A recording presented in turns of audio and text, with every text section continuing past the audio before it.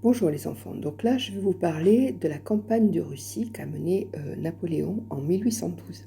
Il faut savoir qu'au départ la Russie est l'allié de la France, l'ami de la France. Mais le tsar Alexandre n'accepte pas que Napoléon ait imposé un blocus commercial à toute l'Europe. C'est-à-dire que Napoléon avait décidé qu'il fallait que aucun navire n'arrive ou ne vienne d'Angleterre. Tout ça pour le faire plier le Royaume-Uni, faire plier l'Angleterre. Et le tsar Alexandre n'est pas d'accord avec ça. Donc il déclare la guerre à Napoléon. La grande armée de Napoléon est stationnée en Pologne. Napoléon donc ordonne qu'elle se dirige vers la Russie. Elle passe par Vilnius, qui est en Lituanie. Et les Lituaniens, d'ailleurs, à ce moment-là, sont contents d'accueillir Napoléon sur leur sol, car ils n'aiment pas les Russes. Donc l'armée napoléonienne, la grande armée, qui est composée de 700 000 hommes, à l'époque c'est à ce moment-là qu'il y a le plus grand nombre de soldats dans cette armée, est composée de 20 nationalités. On dit que c'est l'armée des 20 nations. Donc elle va se diriger vers Moscou, parce qu'il faut atteindre la capitale. Quand on atteint la capitale, on possède le pays. Napoléon veut une guerre éclair, il veut aller vite. Mais il faut savoir que dans toute armée, l'armée n'était pas composée que de soldats.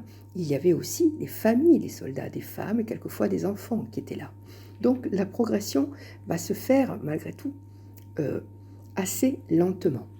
Napoléon part, mais Alexandre refuse l'affrontement avec l'armée de Napoléon, car il sait qu'il n'est pas un grand stratège. Et il ordonne à son armée de partir, de reculer, de ne pas affronter l'armée napoléonienne. De temps en temps, malgré tout, il y aura des batailles, comme à Smolensk ou à Borodino, que Napoléon va remporter. Les Russes ne comprennent pas la stratégie du tsar de partir comme ça, ils ne comprennent pas que l'armée recule.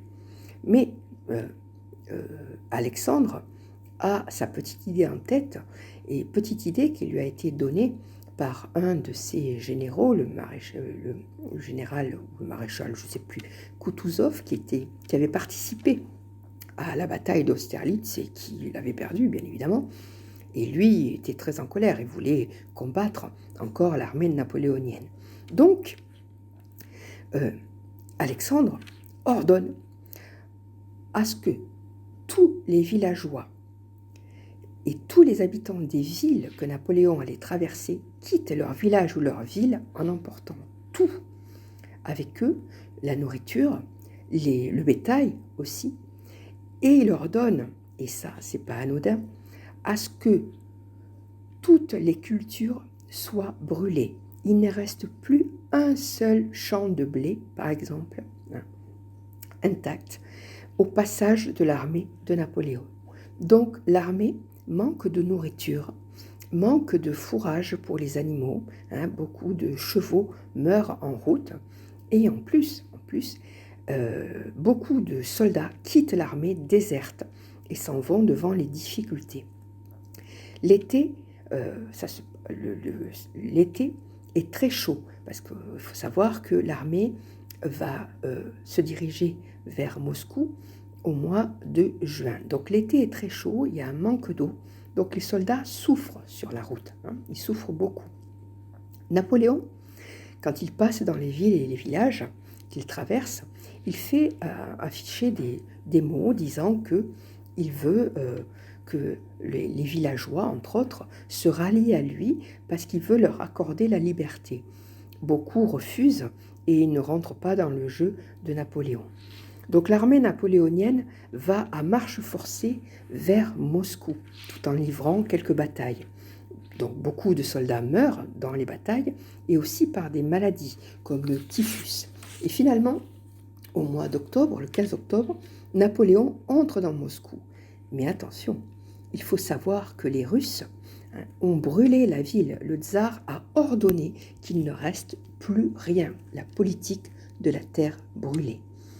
60% de la ville de Moscou seront détruits. Il ne restera plus que 10 000 habitants 10 000 personnes qui n'ont pas eu le temps, hein, ou la volonté aussi, de fuir. La Grande Armée, quand elle arrive à Moscou, elle pille ce qui reste, elle prend toute la nourriture, elle prend toutes les boissons qu'elle peut trouver, elle prend même des meubles, hein. Et Napoléon cherche à rencontrer le tsar pour qu'il capitule. Mais lui, le tsar qui a quitté aussi Moscou et qui s'est réfugié dans la campagne russe, refuse de rencontrer Napoléon. Il ne veut pas capituler, il ne veut pas dire qu'il a perdu. Donc Napoléon comprend très vite qu'il ne verra pas le tsar, hein. Il sait aussi que le temps passe petit à petit, l'hiver va arriver, parce que n'oublions pas, quand l'armée avait quitté la Pologne et puis ensuite la Lituanie, c'était l'été, donc les soldats étaient peu habillés, leur uniforme était léger. Là, l'hiver arrive, Napoléon ne va pas rencontrer le tsar. En plus, il apprend qu'à Paris, des révoltes commencent à arriver, à se mettre en place. On veut peut-être prendre son pouvoir, donc il est tiraillé. Est-ce qu'il faut qu'il reste? Est-ce qu'il faut qu'il parte? Et finalement, il décide de quitter Moscou. Donc il part avec son armée. Il quitte Moscou, il ne reste plus que 41 000 soldats sur les 700 000 au départ. 41 000 soldats. Mais avec les soldats, partent également des civils, des habitants, des personnes qui habitaient Moscou, avec de la nourriture, des livres, tout un tas de choses qu'ils amènent avec eux sur des charrettes, et le convoi est très très long. Il y a aussi beaucoup de difficultés à circuler sur les routes, hein, parce que les chevaux n'ont pas les fers qu'il faudrait à leurs pieds, donc souvent ils glissent, ils tombent, et le chargement qu'il y a sur les charrettes aussi tombe. Ils sont obligés de se débarrasser du butin. Mais donc, quand Napoléon et son armée repartent, les Russes vont les poursuivre et ils vont les obliger à repasser pas trop loin de l'endroit des lieux par lesquels ils étaient passés à l'aller, hein. Ils les obligent à plus ou moins reprendre le même chemin qu'à l'aller, sauf qu'il n'y a plus rien. Tout a été brûlé, tout a été pillé, il n'y a plus de nourriture. Et puis surtout, l'hiver arrive. Il fait très très froid, hein. Il y a de la neige, il fait moins 20 degrés. Les soldats meurent de faim, ils meurent de froid. Certains qui sont blessés et qui s'arrêtent parce qu'ils sont trop fatigués ou qu'ils ne peuvent plus avancer. Quelquefois, ils s'endorment, et puis ils s'endorment pour toujours parce qu'ils sont morts. Ils sont morts gelés. Ils sont obligés quelquefois de tuer des chevaux pour pouvoir manger le cheval, ou pouvoir même se réfugier dans le ventre encore chaud du cheval, parce qu'ils ont très très froid, hein. C'est une catastrophe. Donc les soldats russes attaquent les soldats français qui se replient, et les soldats russes, les Cosaques, qui sont réputés pour être des soldats très durs au mal, et eux sont habillés, ils ont des tenues d'hiver. Donc les attaques qu'ils font contre les soldats français, lors de ces attaques-là, beaucoup de soldats français sont tués, ou alors sont faits prisonniers. Et quand ils sont tués, ils sont massacrés, hein. C'est une catastrophe. Et puis à un moment donné, il faut arriver, hein, devant un fleuve. Les soldats français arrivent devant un fleuve. Ce fleuve, qui s'appelle la Bérésina, ce fleuve est gelé, hein. Il y a des glaçons, hein, qui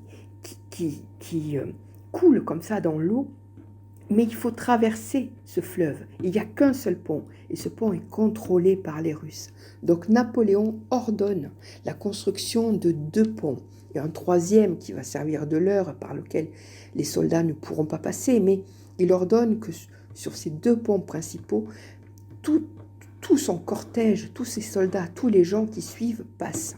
Sauf que les Russes sont derrière, et l'armée française est encerclée par les Russes. Donc Napoléon demande à des soldats d'entrer dans l'eau pour pouvoir poser les piliers du pont. Et certains soldats, beaucoup, je dis certains, mais beaucoup de soldats vont mourir gelés, ou même vont être emportés par les glaces. Mais malgré tout, malgré tout. Il y a 10 000 soldats qui arrivent à passer en une journée. Mais Napoléon se rend compte que tous les soldats ne pourront pas passer. Alors qu'est-ce qu'il fait? Parce que lui a décidé de partir. Il laisse son armée.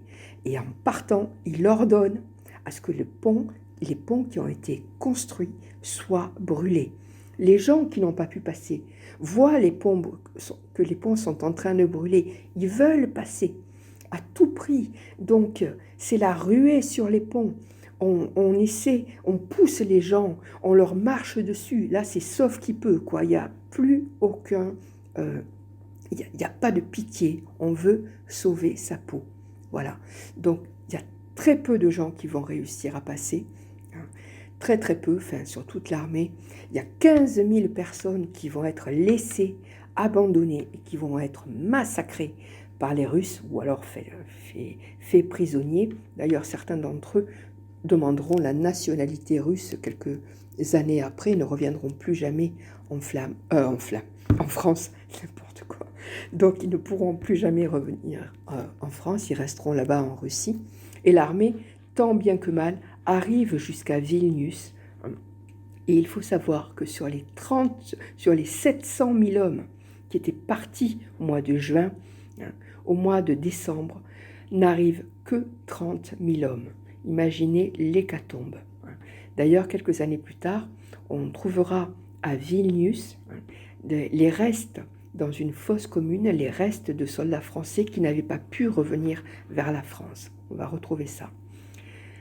Il y a une expression française qui dit « c'est la Bérésina ». Quand on utilise cette expression, on l'utilise pour dire que c'est une catastrophe. Voilà, c'est resté... cette expression-là vient de cette catastrophe de la campagne de Russie. Victor Hugo, l'un des plus grands poètes et écrivains français, a écrit donc un poème qui évoque cette défaite française en Russie. Alors ce poème est très très long, je vais vous en lire une partie. Il neigeait, on était vaincu par sa conquête. Pour la première fois, l'aigle, Napoléon, baissait la tête. Sombre jour. L'empereur revenait lentement, laissant derrière lui brûler Moscou fumant. Il neigeait. L'âpre hiver fondait en avalanche. Après la plaine blanche, une autre plaine blanche. On ne connaissait plus les chefs ni le drapeau. Hier, la grande armée, et maintenant, troupeau. Toute une armée ainsi dans la nuit se perdait. L'empereur était là, debout, qui regardait. Lui se sentait soudain, dans l'âme, épouvanté. Voilà, donc Victor Hugo a écrit ce poème en 1852. Voilà pour la campagne de Russie, pour cet épisode de la Bérésina qui a laissé une trace très importante dans l'histoire française. Voilà, j'en ai fini pour Napoléon. J'espère que ça vous a plu. Au revoir les enfants.